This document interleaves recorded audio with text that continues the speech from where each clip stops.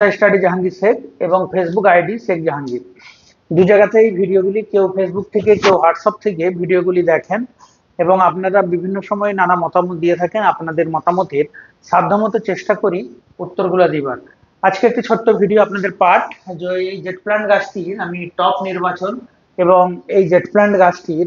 নির্বাচন এবং মাটি পরিবর্তন করব। এই জেট প্ল্যান্ট গাছটি আমি টপ নির্বাচন এবং মাটি পরিবর্তন করব।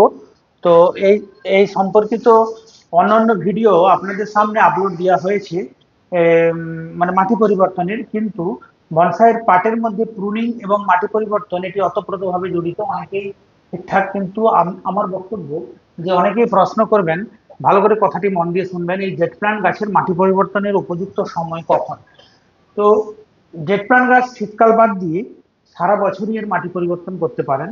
শীতকালেও করা যায় জেট প্ল্যান্ট গাছের, কোনো সমস্যা নেই, সারা বছরই এর মাটি পরিবর্তন করা যায়। তো প্রবল বর্ষণ যখন হয় সেই সময়টা মাটি পরিবর্তন না করাই উচিত। তো এখন কিন্তু প্রচুর প্রবল বর্ষণ হচ্ছে, তাহলে আমি মাটি পরিবর্তন তবুও করব। তার অনেক কারণ রয়েছে, যে আমার কাছে হাতে সময় কম, কিন্তু আমি এর ট্রিটমেন্টটা জানি। বর্ষা হলেও গাছ মরবে না, সেই সিস্টেমেই আমি এর মাটি পরিবর্তন করব।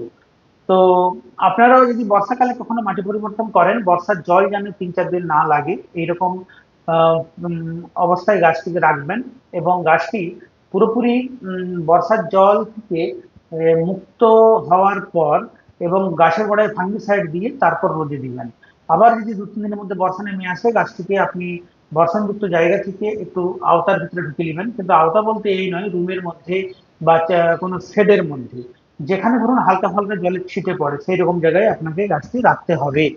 তো ভিডিওকে দীর্ঘায়িত করছি না, আপনাদের সামনে এই জেট প্ল্যান্ট গাছটির মাটি পরিবর্তন এবং এর টপ নির্বাচন সম্পর্কিত এই ভিডিও।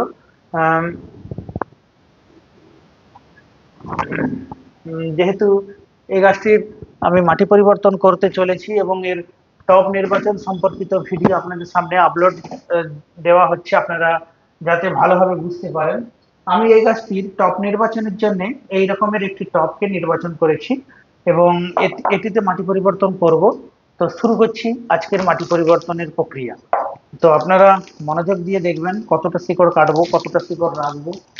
এটি মাটি পরিবর্তনের একটি গুরুত্বপূর্ণ দিক, এই দিকটি মাথায় রাখতে হবে।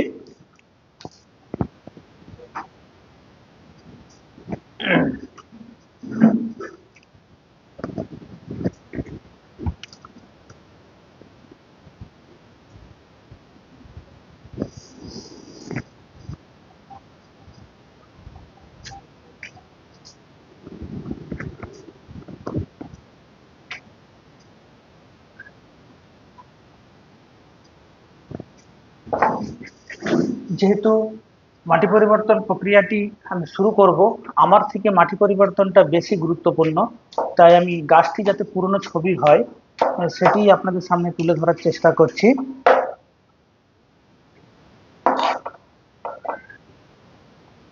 কিছুটা মাদার সয়েল আপনারা রেখে দিবেন।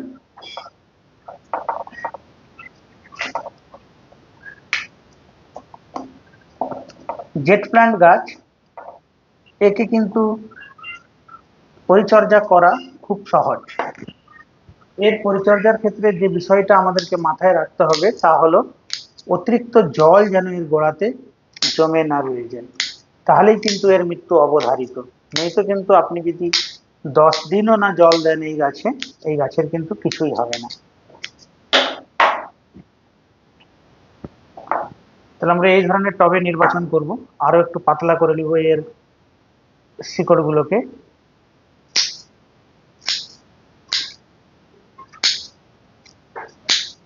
যাতে সুন্দরভাবে পটে গাছটিকে বসাতে পারি।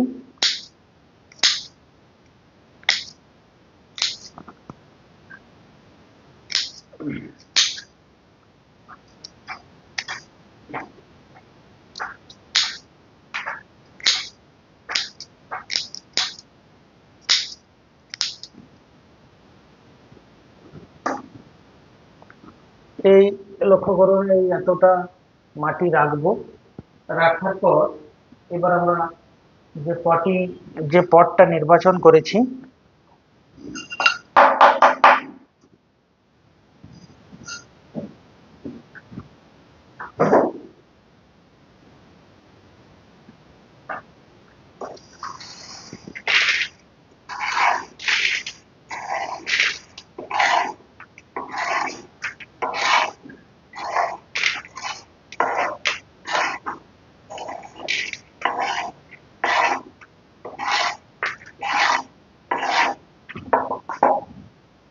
যে পটটা নির্বাচন করেছি একটি ছোট্ট পট, এই পটে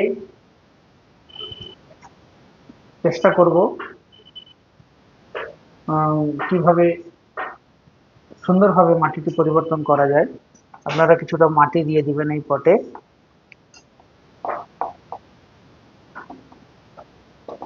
এবং জেট প্ল্যান্টের মিডিয়াতে আপনাদেরকে এর পরিমাণ একটু বালির পরিমাণ রাখতে হবে। আমি এই মাটিতে কিন্তু বালির পরিমাণ যথেষ্ট পরিমাণ রেখেছি।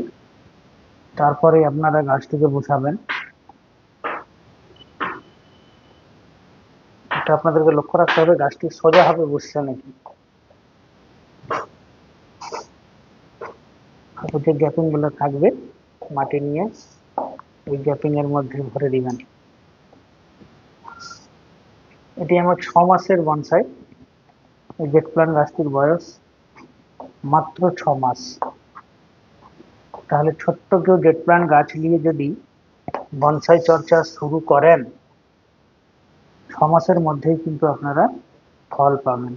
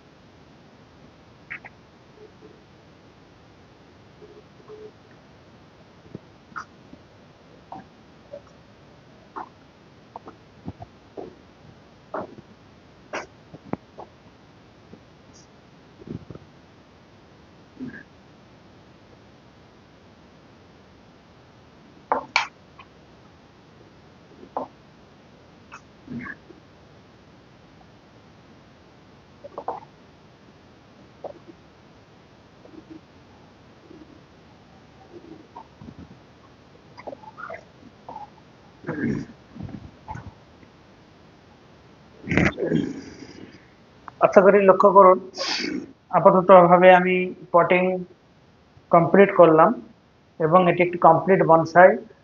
মাটি পরিবর্তনের পর এখান থেকে যেসব ডালগুলো বাড়াবে কয়েকদিনের মধ্যে আরেকবার প্রুনিং করে নিতে হবে। গাছটি লক্ষ্য করুন, এটি একটি ছোট্ট জেট প্ল্যান্টের কমপ্লিট বনসাই। তো এইভাবে আপনারা গাছের মাটি পরিবর্তন করবেন।